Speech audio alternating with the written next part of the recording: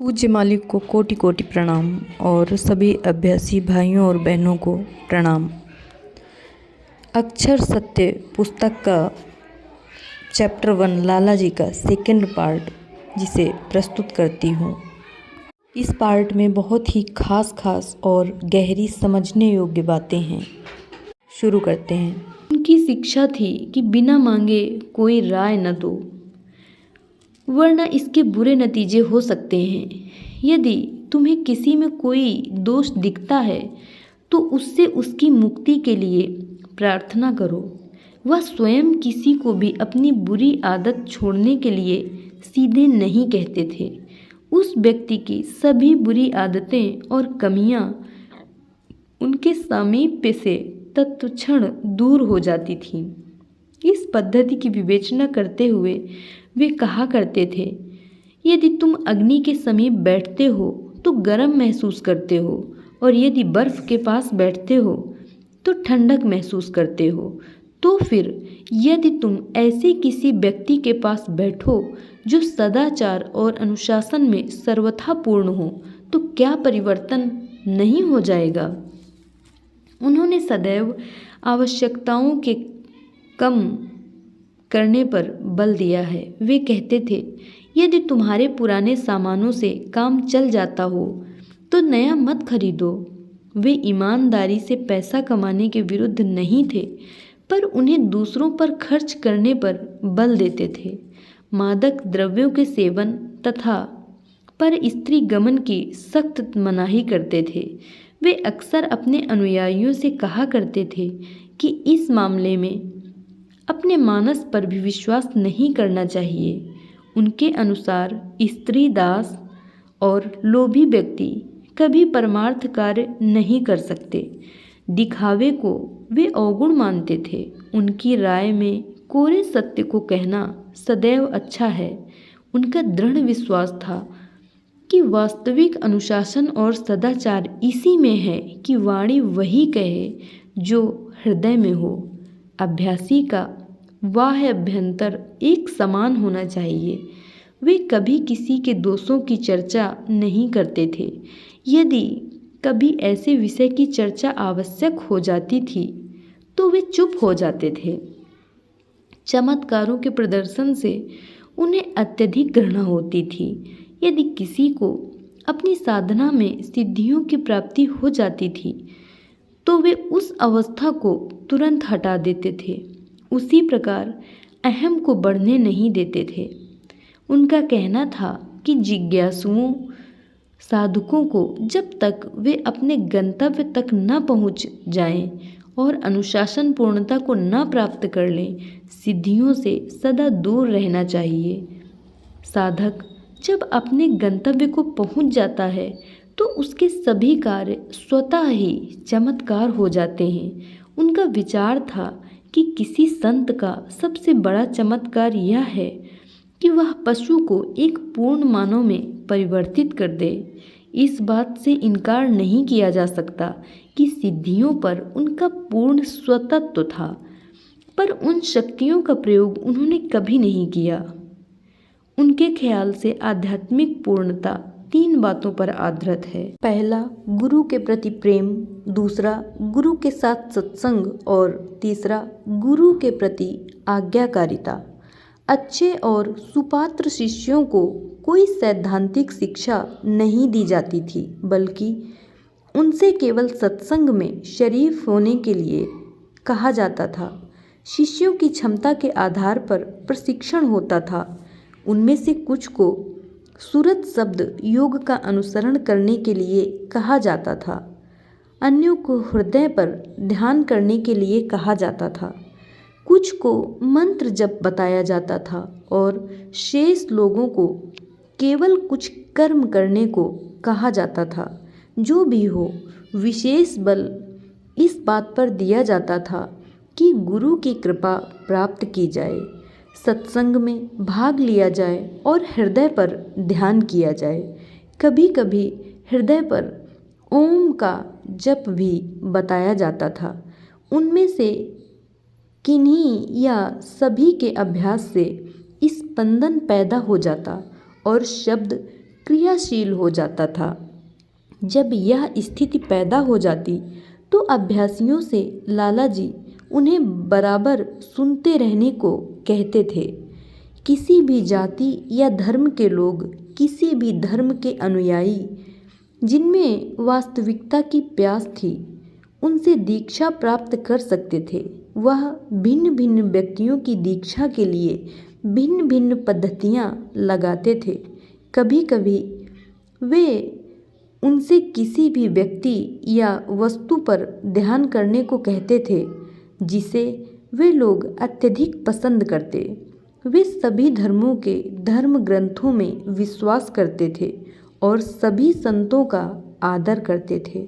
उनका सिद्धांत था कि व्यक्ति को उसी धर्म का पालन करना चाहिए जिसमें वह उत्पन्न हुआ है। वे मूर्ति पूजा के विरोधी थे।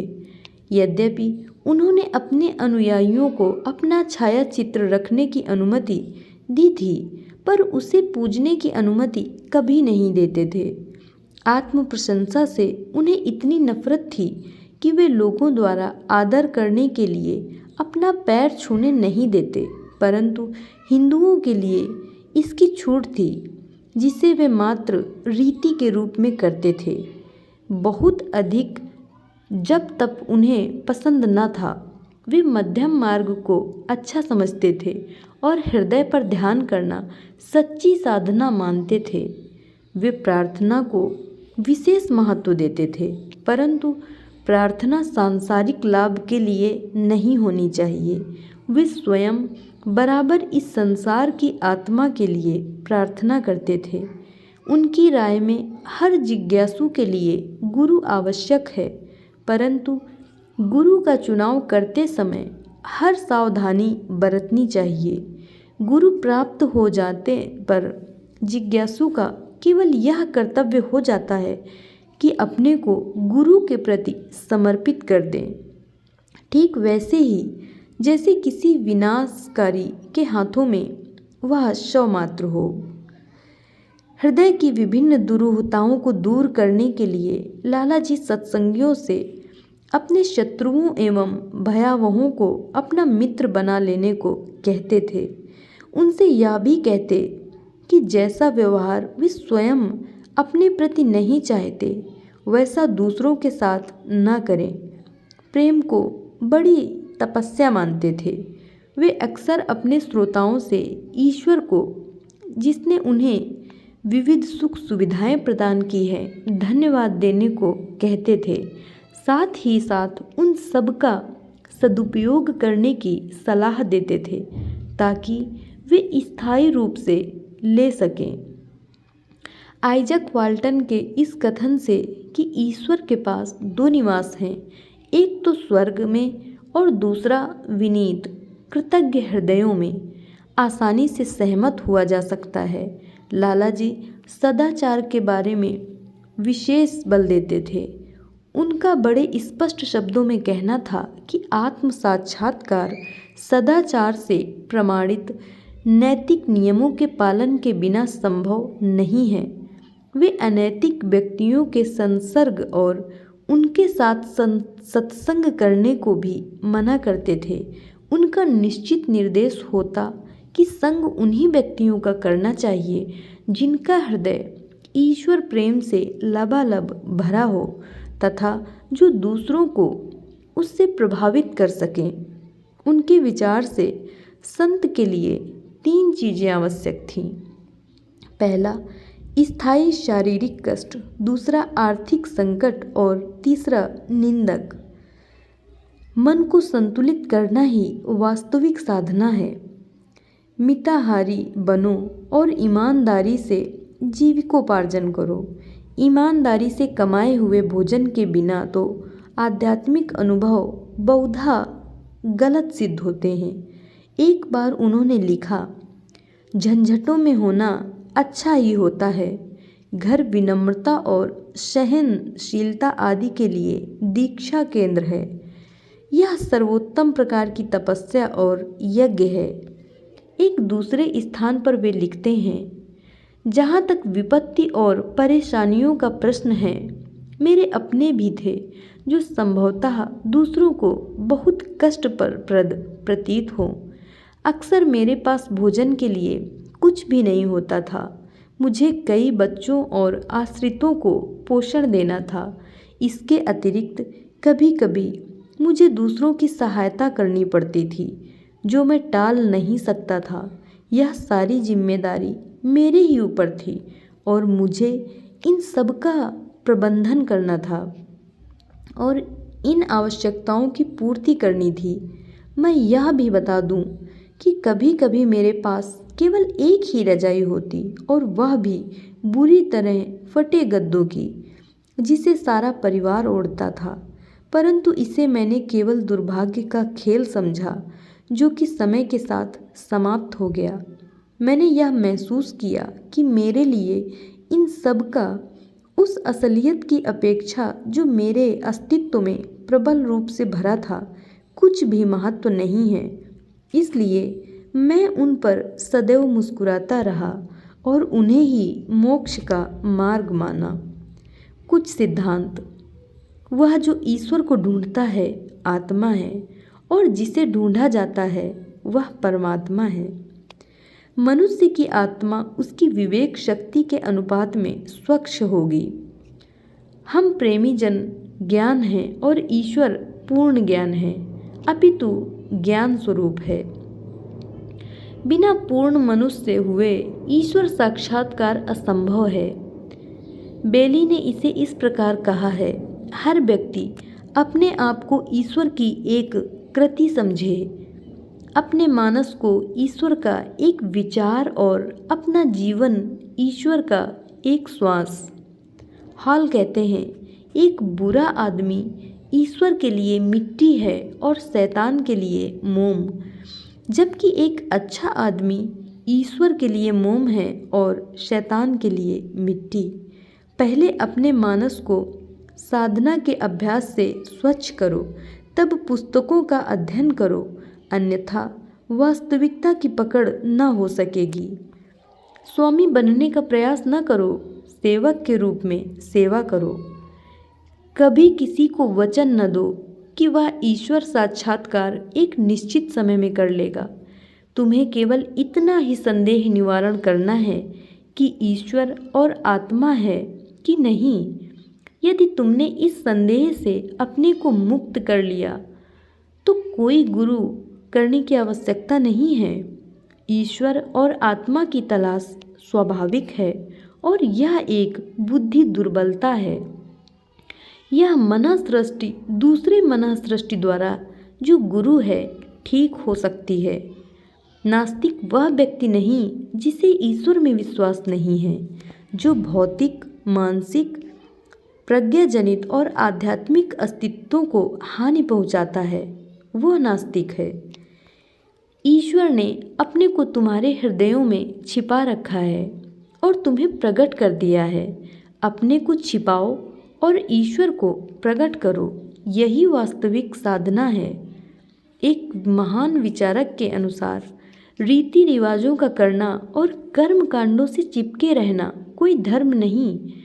मन की उदारता, सुंदर स्वभाव, सहानुभूति, सौजन्यता, विचारों की एकाग्रता, अपने को जानना और मानव मात्र के लिए प्रेम और समभाव धर्म के अंग हैं।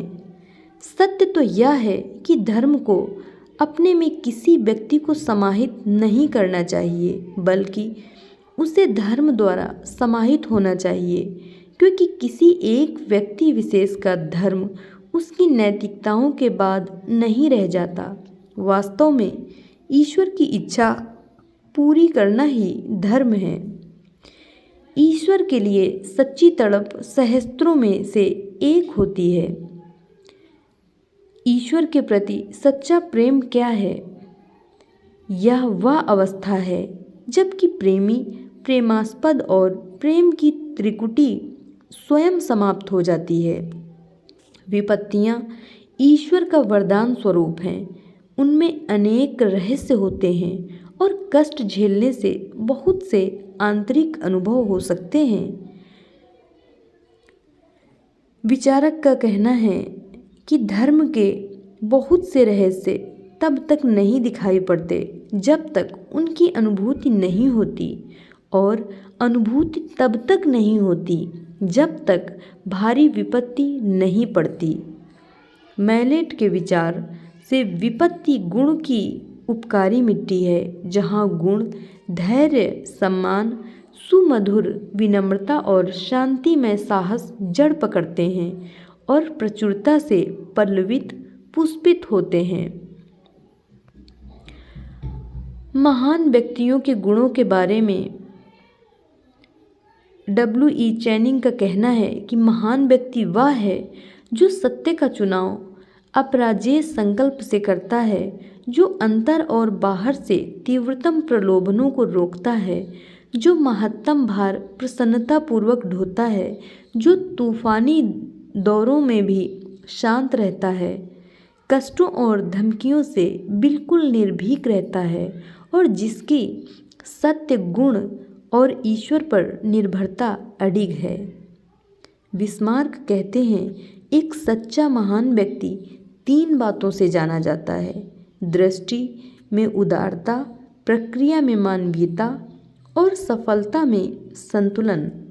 लाला जी में एक सच्चे, महान और पूर्ण मनुष्य के सभी गुण थे, क्योंकि उनका स्थान ईश्वर के तुरंत बाद है।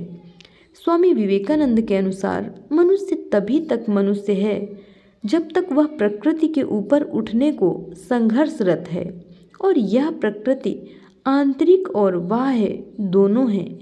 बाह्य प्रकृति को जीतना अच्छा और महान है, परंतु और भी शानदार है आंतरिक प्रकृति को जीतना। यह अच्छी और बड़ी बात है कि उन नियमों को जाना जाए जो तारों और ग्रहों को नियंत्रित करते हैं, परंतु उन नियमों को जो मानव मात्र के आवेगों, भावनाओं और इच्छाओं को नियंत्रित करते हैं, जानना अत्यंत गुना सुंदर है। मनुष्य सभी पशुओं से श्रेष्ठ है, सभी देवों से श्रेष्ठ है। मनुष्य से बढ़कर कोई नहीं है। देवताओं को भी पुनः नीचे आना होगा और मानव शरीर द्वारा मोक्ष प्राप्त करना होगा। मनुष्य ही पूर्णता प्राप्त करता है, देवता नहीं। क्या यह आश्चर्य की बात नहीं है कि लाला जी ने 7 मास की अल्पावधि में ही पूर्णता प्राप्त कर ली? जब वे विद्यार्थी ही थे तभी उनका संपूर्ण सत्र एक दिव्य आंतरिक प्रकाश में परिवर्तित हो गया था, और उनकी चेतना उठकर सभी ज्ञात स्तरों एवं स्थलों को पार कर अवस्थाहीन अवस्था को प्राप्त कर चुकी थी। इस विशिष्ट व्यक्तित्व ने, जो परम सत्य अथवा प्रकृति का विलक्षण प्रतिरूप था, उपनिषदों की विस्मृत प्राण की प्राणाहुति कला को मानवता को पुनः प्रदान किया और आध्यात्मिक प्रशिक्षण की एक नवीन पद्धति निकाली, जिसने साधक को उसके लगभग सभी दायित्वों से मुक्त कर दिया। यद्यपि उनका दर्शन और शैली दोनों वेदों पर आधारित हैं, फिर भी पूर्णतया नवीन है, और डॉक्टर के.सी. वरदाचारी ने इसे ठीक ही एक नवीन दर्शन अथवा 7वां दर्शन कहा है। केंद्र अथवा ईश्वर के स्थान को नियत करना, परा अनंतरिक्ष क्षेत्र के बाद केंद्रीय क्षेत्र की खोज, और अंतिम अवस्था जिसे उन्होंने तम की संज्ञा दी थी, ज्ञान के लिए बंद पुस्तक के समान थे। इन अन्वेषणों ने प्रज्ञावान एवं आध्यात्मिक दोनों के लिए समान रूप से वैचारिक भोजन प्रदान किया। तिरुपति में एक शोध संस्थान प्रारंभ किया गया है, जिससे इस प्रणाली की उपादेयता की जांच की जा सके और कार्य को आगे बढ़ाया जा सके। सहज मार्ग की इस प्रणाली को आगरा विश्वविद्यालय ने शोध का विषय बताया है, और लखीमपुर खीरी जनपद के डॉक्टर प्रेम सागर को इस पर डॉक्टरेट की पदवी मिल चुकी है। ईश्वर की इच्छा के अनुसार रहने की लाला जी की क्षमता का एक उदाहरण मैं दे रहा हूँ। अपने अंतिम दिनों में वे जिगर के फोड़े से त्रस्त थे और प्राकृतिक चिकित्सा कर रहे थे। उनके एक शिष्य पंडित रामेश्वर प्रसाद मिश्र उनके जिगर पर मिट्टी की परत की सेक दे रहे थे। लाला जी को पीड़ा के कारण अत्यंत कष्ट में देखकर वे रोने लगे। उनको रोते देखकर गुरुदेव ने कहा, यदि मैं अपना स्वयं प्रयत्न करूं तो यह पल में ही दूर हो जाए, परंतु मैं इसे नहीं स्पर्श कर रहा हूं, क्योंकि यह सब उसकी ईश्वर की इच्छा है और हम सभी को उसी के अनुसार रहना चाहिए। वे संतुलन, सहनशीलता और भक्ति की प्रतिमूर्ति थे। उनमें लेश मात्र भी अहम नहीं था। उनके साथ ही प्राणाहुति द्वारा योग दीक्षा के युग का बिहान हुआ, जिसके वे ही मालिक थे। वे एक ही दृष्टि में एक मनुष्य को पूर्ण बना सकते थे। यह वही थे जिन्होंने यह संभव कर दिया कि मनुष्य एक ही जीवन अपितु उसके एक अंश में ही सामान्य गृहस्थी के जीवन में ही पूर्णता प्राप्त कर ले। उन्होंने आध्यात्मिक प्रशिक्षण की पद्धति को सरल बना दिया और समय की मांग के अनुसार सुव्यवस्थित कर दिया। आदि गुरु ने अपने महाप्रयाण के समय कोई अपना प्रतिनिधि नहीं छोड़ा और उनकी पद्धति, जो एक महान दार्शनिक प्रयास के अतिरिक्त विज्ञान और कला दोनों थी, गतिहीन हो गई। जब वे गंभीर रूप से बीमार पड़े तो उनके कुछ शिष्यों ने, जिनमें श्री जगदम्बिका प्रसाद भी थे, उनके प्रतिनिधि के बारे में पूछा। उन्होंने शांतिपूर्वक उत्तर दिया, जब दीप जल उठेगा पतंगे उसकी ओर अपने आप उड़ने लगेंगे। एक दूसरे अवसर पर शाहजहांपुर के श्री मदन मोहन लाल ने वही प्रश्न किया। लाला जी मुस्कुराए और बोले, रामचंद्र, चिराग एक खानदान होगा। एक अन्य अवसर पर पंडित गंगा सेवक ने उनसे वही प्रश्न किया और लाला जी ने उन्हें उत्तर दिया, मैं अपना प्रतिनिधि छोड़ रहा हूँ और वह स्वतः प्रकट होगा। श्री रामचंद्र जी महाराज बाबूजी मिशन के संस्थापक अध्यक्ष आदि गुरु के योग्यतम शिष्य अपने गुरुदेव द्वारा लागू किए गए अनुशासन का कठोरता से पालन करते थे और अपनी अनुभूतियों और स्थितियों को दैनंदिनी में लिखते थे और उसे गुरुदेव को भेजा करते थे। एक रात्रि बाबूजी ने अपने गुरुदेव को स्वप्न में देखा। उन्होंने देखा कि गुरुदेव ने अपने आप को सुयोग्य शिष्य में विलीन कर दिया और कहा, मन तू शुदम तू मन शुद्धि, मन तन शुदम तू जा शुद्धि, ता कसना गोयद बादजी मन दीगरम तू दीगरी। मैं तू हो गया, तू मैं हो गया, मैं शरीर और तू आत्मा हो गया, ना कि इसके बजाय कोई यह ना कह सके कि मैं और तू भिन्न हैं। बाबूजी ने इसे अपनी आत्मकथा में लिखा है। लाला जी का सबसे बड़ा चमत्कार बाबूजी के महान व्यक्तित्व को पूर्णता प्रदान करना था, जो आध्यात्मिक विकास के इतिहास में अद्वितीय है। इस क्षेत्र में उनके अन्वेषण और शोध अद्भुत और महान माने जाएंगे और सदियों तक नवीन शोध के विषय बने रहेंगे। केवल भावी पीढ़ी ही सहज मार्ग और श्री रामचंद्र मिशन, जिसका नामकरण बाबूजी ने अपने प्यारे गुरुदेव के नाम पर किया, द्वारा मानवता को दिए वरदानों का निर्धारण एवं मूल्यांकन कर सकेगी। धन्यवाद।